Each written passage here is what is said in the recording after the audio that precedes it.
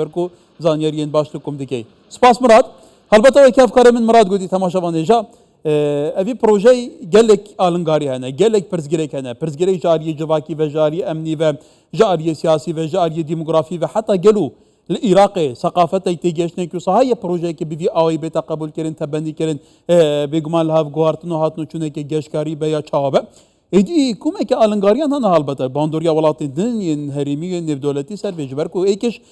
گوارتن جیوپولیتیک سراستی جهانی وان همو لحفدان سر بنمای ریرابن استراتژیک بازرگانیه. گلو گشه پیدان ده بیت الترناتیوی شنگ بگمان آوریشم.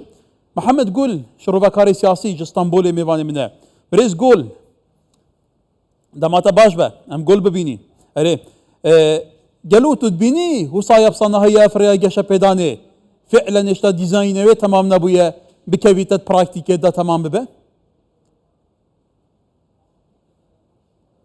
Sesinizi alamıyorum. جوێبیستی دەنگتان نەبووم بەداخەوە.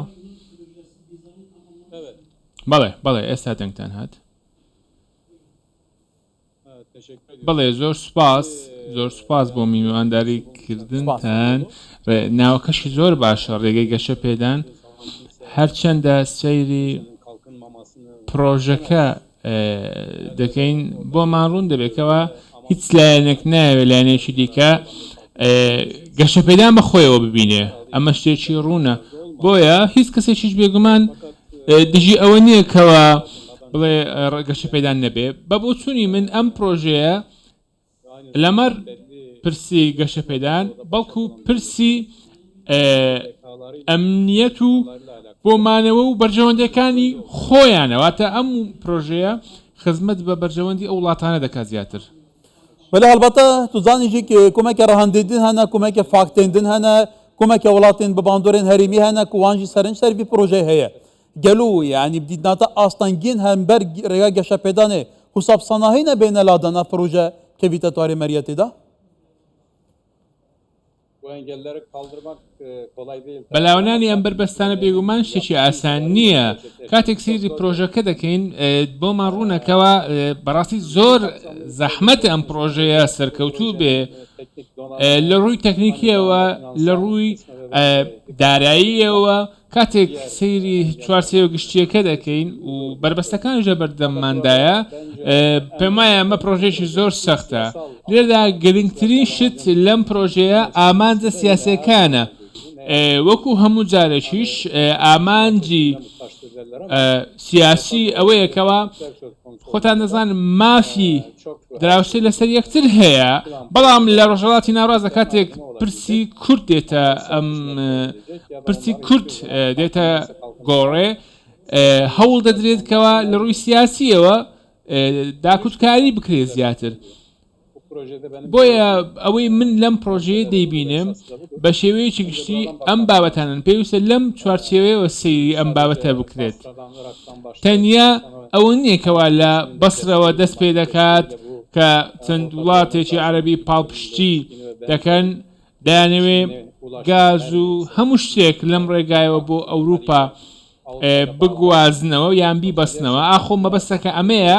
یانیش مەبەستێکی دیکەی لە دواوەیە ئەویش ئەوەیەکەوە ڕێگری بکەن لەوەی کەوە کورد بگا بە ڕۆژانێکی خۆش و لە ناوبردنی دەستکەوتەکان یان بابلین بربەستێکی گەورەیە لە بەرامبەر بە کورد بۆیە پێویستە سیر بکەین بە بۆ چوونی من ئەم پرۆژەیەکی نیەتێکی باشی بەدواوەیەوە نییە خۆتان نەزانن لە کاتی ریفراندۆم چیان کرد هاتن دەرگای خابووریان داخست ئاماژیان بەو کردکەوە ئێرە نینەوایە یان هەندێک شتیکە هەبوو دەیانویست لەو ڕێەوە بازرگانی خۆیان بکەن و کورد لەم هاوکێشەی دەربێنن بەڵام ئێستاش نیەتێکیش هەیە بۆیە ئارگومنتەکان لەبارەی ئەوەیەکەوە ئەم پرۆژەیەکی باشە و گەشە پەیدانی هەیە بە بۆچوونی ئەمە بۆ ئێمە شتێکی سەختە بەڕاستی ناکرێت بەم جۆرە هەڵسەنگاندنی بۆ بکەیت برز گل هەڵبەتە مەبەستە منە بۆ بینەران جارێکەکە بەحث کەمش بەرکو لە چارچوبێ ڤیدیۆ لە دافخوا لە مەژبیر کرد 17 حتا 19 میلیارد دلار تێچوویە وی پرۆژێ گەشە پێدانەیە کەواتە برز گل يعني بو ما بس توانا هرما كردستان فاتصينن قاتيز بن دشارچوبه بابتن بازرگانی آبوریدا گلو مو ترکیه چه ضرر هرما کردستان دایه سالانه به میلیاران دلار پی گواردن بازرگانیانه پیوندین بازرگانیان گلکن باشانه Aha. Şimdi Kürdistan'ın بەڵێ لەبارەی کوردستانەوە کوردستان جگە لە سوود هیچ شتێکی بۆ تورکیا نییە سوودێکی زۆر گەورەی بۆ تورکیا هەیە خۆتان دەزان تورکیا بازرگانیەکی گەورە لەگەڵ کوردستان دەکات واتە ئەگە تورکیا لە دۆخێکی سەختیشدا بێت دەتوانێت لە ڕێگەی کوردستانەوە بازرگانی بکات نەک هەر ئەمە لە هەموو ئاستێکدا لە هەموو بوارێکدا دەتوانرێت خۆ تورکیا سوود لە کوردستان وەردەگرێت بەڵام سوود وەرگرتنی کورد لەم بارەیەوە تورکیا و عێراق پێکەوە نایەوێ کورد سوود بۆ کورد بگەڕێتەوە نانەوێت تورکیا سوودی بۆ کورد هەبێت یان عێراق بۆ کوردی هەبێت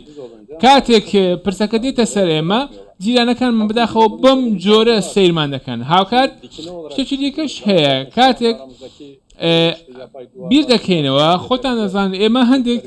بربەستی جیامان هەیە لە نێوانماندا کورد هەوڵ دەدرێت کورد لە سووریا قەتیس بکرێتەوە چەندین دیواری جیاواز هەیە کە بۆ ئێمە دروست کراوە بۆیە خۆیان شانازی بەو دیوارانە دەکەنکەوە لە دژی ئێمە کردویانە ئەم ڕێگایەش وەکو خەنجەرێک وایە بۆ ئێمە لە دژی ئێمەیە ئەم خەنجەرە لە ڕێگەی گەیاندنەوە لە ڕێگەی تەکنۆلۆژیاوە ئەمە بربەستێکی زۆر گەورەیە بله برز گل مادام تهر بحث هرما کردستان گرینگا وی پروژه کرد و بهشکردن هرما کردستان هم بحث وی پرسیجی کرد دوان گوارتن جیوپولیتیک و دورت دایه تو بینی پرسا کردن برافچ آراسته ای که پیوندین کردن برافچ آراسته ای که چون جغرافیا کردستان جالی ریرام بازرگانی جالی طاقه و جالی حفظیتی و جیوستراتژی و چند گرینگه که واتا گلو ما حتی افولاتو نتوین سردستین دوره چند این کارا وی جغرافیا بکن de kazanacak ilveyken? Şimdi evet şu gerçek olan şudur. بەڵێ ئەوەی ڕاستی ئەوەی کەوا ئەمڕۆ لە جیهان بەتایبەتی لە ڕۆژهەڵاتی ناوەڕاست kanalın açılması bütün de Kürtlere bağlıdır. کردنەوەی کەناڵێکی نوێ بۆ ئەوەی هەناسەیەکی قوڵ وەربژیرێ چارەسەکردنی کێشەی کووردە لە ڕێگەی ئەمەوە دەتوانین ئەمە بکەین تا ئەو کاتەی کورد نەتوانێت کیانێکی بۆ خۆی بکات هیچ وڵاتێک ناتوانێت زیاتر بەرەو پێش بڕەواتە کەسانێک لە زیندان ڕابگریت و زۆرداری بکەیت تەنانەت ئەو وڵاتانە خۆشیان زۆرداری بەرامبەر بە خۆیان دەکەن و خۆیان محکوم دەکەن لە ڕووی کەلتوریشەوە کاتێک لە ڕووی ئاستی کەلتوریەوە قسەی دەکەین لەبارەی یەکسانی و دیموکراسی و هەموو ئەمانە تەنیا لە کوردستان ئەمانە هەیە و باسی دەکرێت واتە کوردستان بۆ هەموو لایەک باشی دەوێت بەڵام ئەوانی دیکە بوونەتە مەترسی و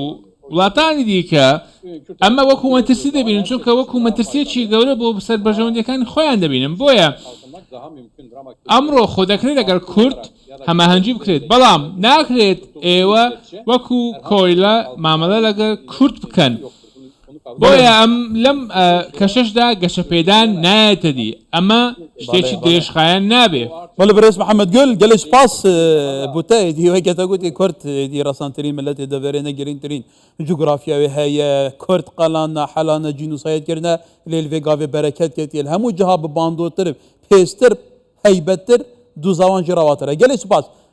بێگومان میوانێ من ئستانبولێ بۆ برس محمد گل